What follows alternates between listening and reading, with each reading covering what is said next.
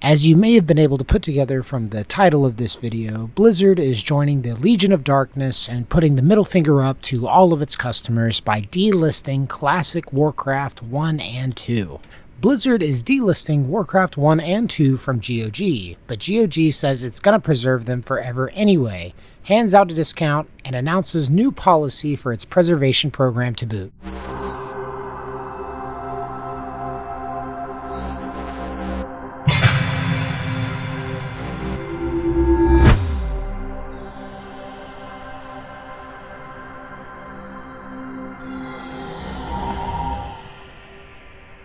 Hello fellow travelers and welcome to the Hard Light Network. So every week on this channel it seems like another company is delisting yet another classic title, but also every week on this channel it seems like GOG is giving us new reasons to think that it's the best possible online platform for purchasing games. As you may have been able to put together from the title of this video, Blizzard is joining the Legion of Darkness and putting the middle finger up to all of its customers by delisting classic Warcraft 1 and 2. However, the absolute goats that they are, GOG has decided to plant its flag and fight back against this delisting in particular. To tell you the truth, most of these stories are all doom and gloom, so it's refreshing to see a silver lining for once when it comes to the battle for games preservation. Of course, even though I don't imagine that Blizzard is going to take this lying down, it's still wonderful to see companies like GOG actually fighting for the customer. Of course, before we get into it any further, guys, I have to do that obligatory algorithm action and tell you guys to hit that like button,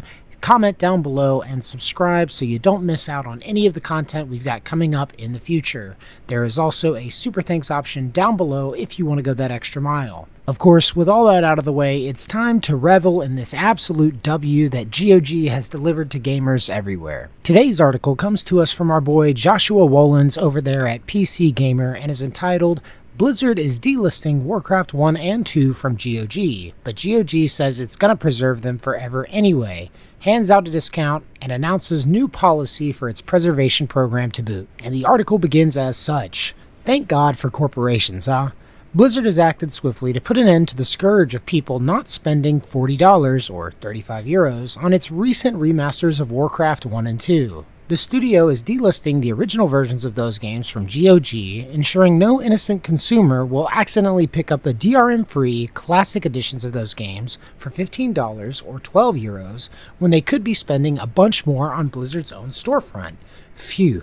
Warcraft 1 and 2 will leave GOG this December 13th, 2024, exactly 1 month after Blizzard surprise dropped its remasters of the games. But if you already own the games, or buy them before the 13th, you won't lose access. GOG is actually launching a discount code, Make Warcraft Live Forever, that you can use to knock $2 or €1.50 off the Warcraft 1 and 2 bundle if you pick it up before D-Day. The D is for delisting. There are a couple of wrinkles though. 1. Blizzard also sells the OG Warcrafts on Battle.net, and there's no word yet whether or not they're going to be delisted there.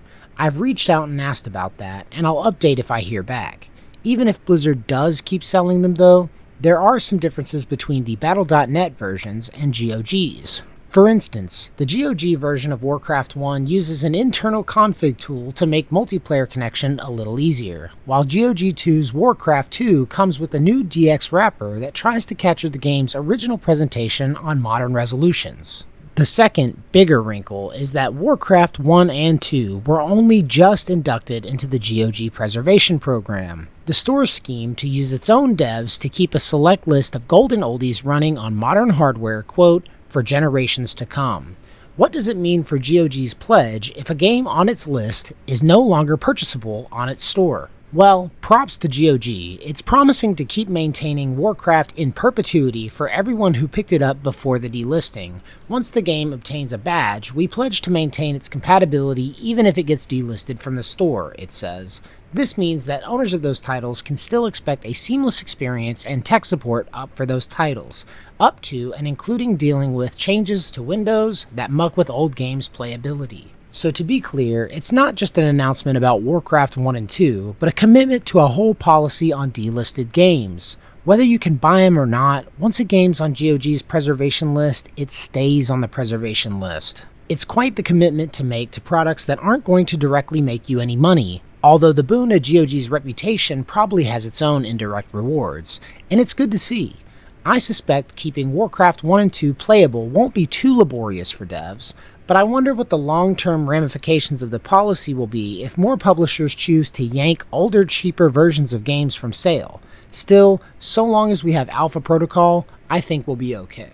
And what an incredible statement this is from GOG in defense of games preservation. As a collector and somewhat of an archivist myself, it's not like I really need more reasons to glaze up GOG, but this preservation program is definitely one of them. I'm going to save you guys on the details for now, mainly because I want to do a standalone video on the subject, but the preservation program sends a message to the industry that can have profound consequences moving forward for game preservation. This is exactly the kind of support that we need from the industry, and honestly, it goes a long way to show these companies that there is still interest in these old titles, and more importantly for them, that there's a means of monetizing it as well. It may not net them the millions of dollars in one-time sales that publishing the newest Game of the Week will, but it will net them a steady stream of royalties coming in from new gamers interested in classic titles. Not only that, but it clearly demonstrates that there are third-party companies willing to maintain these titles at their own expense and not using the original developer's resources.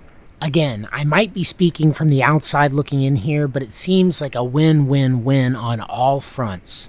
Gamers maintain access to classic titles, both GOG and developers continue to increase their revenue streams, and collectors can still sell physical copies at a premium. But to tell you the truth, the way the industry is moving, it looks like Satan himself is in charge, because these developers seem to be intent on inflicting as much emotional distress on gamers as possible, while also destroying the legacy of these classic games.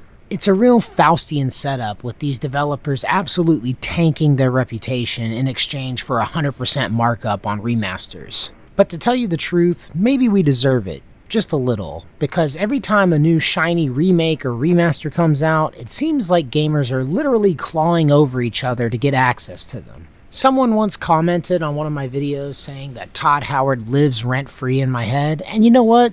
I'll own it. I'm still salty about the 11 different releases for Skyrim, and I'm even more upset that we bought them. The special edition wasn't even that special, guys. They only gave us a few new textures and features that we could have got with mods. Anyway, autistic screeching aside, I definitely feel like this is a massive positive milestone in gaming history, and we only have GOG to thank for it. Hopefully policies like this from GOG, as well as maybe even videos like mine in some small way, will help encourage people to take more pride in their consumer practices. All it takes is being a little more vigilant with how we negotiate with our money, and realizing that there is a huge tapestry of amazing products out there in gaming history. We just need to do our part in making sure that they see the light of day for future generations. But anyway guys, that's going to wrap it up for this video. Thank you so much for watching all the way through, and please do hit the comment section down below with your thoughts, whether you agree or not. I really want to hear it from you. Also, don't forget to subscribe, because I've got a lot more coming up for you guys. And as always,